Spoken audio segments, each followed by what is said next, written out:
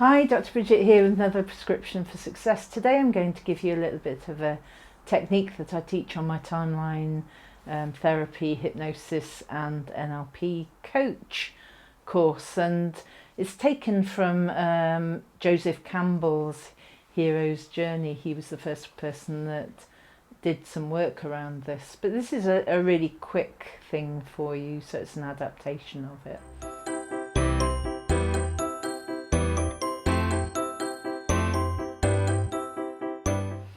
So you know that when you watch films, when you watch Disney films, that there's always a hero, isn't there?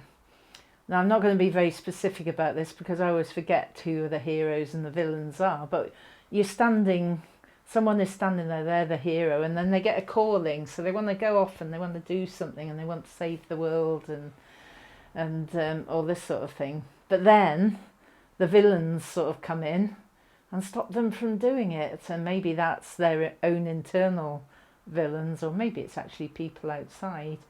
And then you have these sort of guides and mentors and saviours that sort of kill off the villains, give you loads of good advice, and so that you can cross the threshold which you couldn't cross before and get to that goal and get your calling.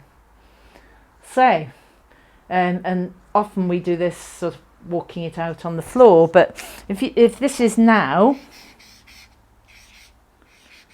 and this is your goal or your calling, you need to walk from there to your goal to actually get the goal. Now, somewhere along the way, you'll think, oh, I can't cross that far, I can't get that far because there's some villains in my head or villains around me that may want to stop me. And when you're doing this on the floor, you can actually have a piece of paper for now and a piece of paper for the goal, and then you can have a threshold, so you can't cross the threshold. So this is a bit of paper with threshold written on it.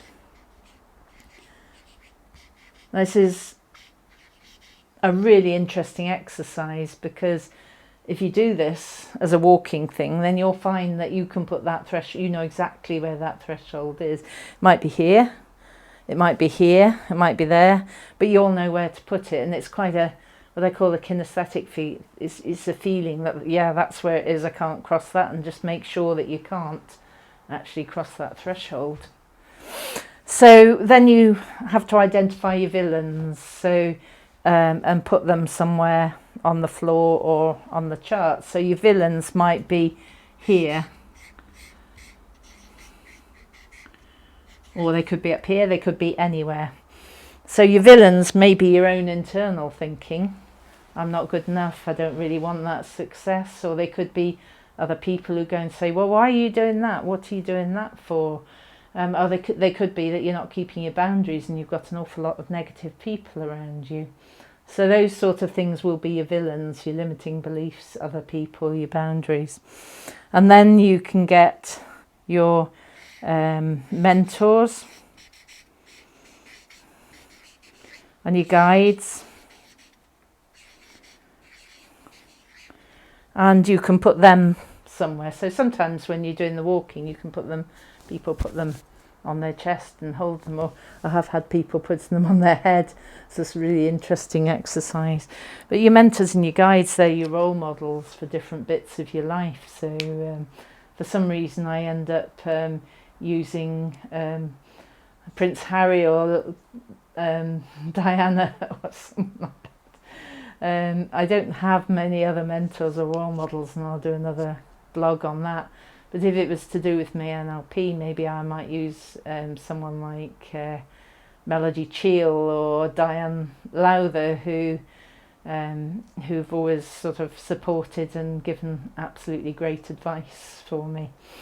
And you'll have your own. If you're a disorganised person, sometimes people choose Uncle Bulgaria, the Womble, or Superman, or so they can be fictional or non-fictional, real or alive or passed on.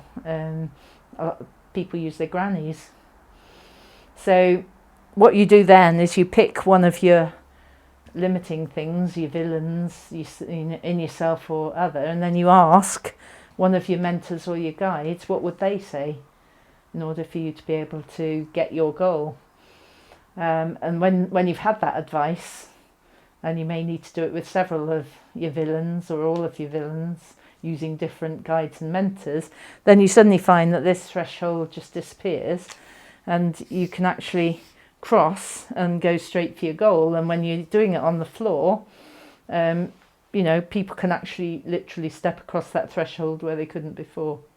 So it's just a little tool for you. It's quite interesting. It's quite a sort of kinesthetic, a feely sort of thing. And it's also using perceptual positions as you're asking your mentors and your guides for advice.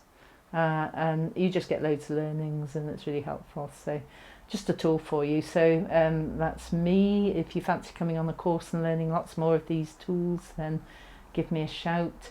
If you're struggling with crossing your threshold yourself, I do coaching, and it starts with, either way, it starts with a free 30-minute let's have a chat, get to know each other. So yeah, I shall see you next week, and take care. Bye.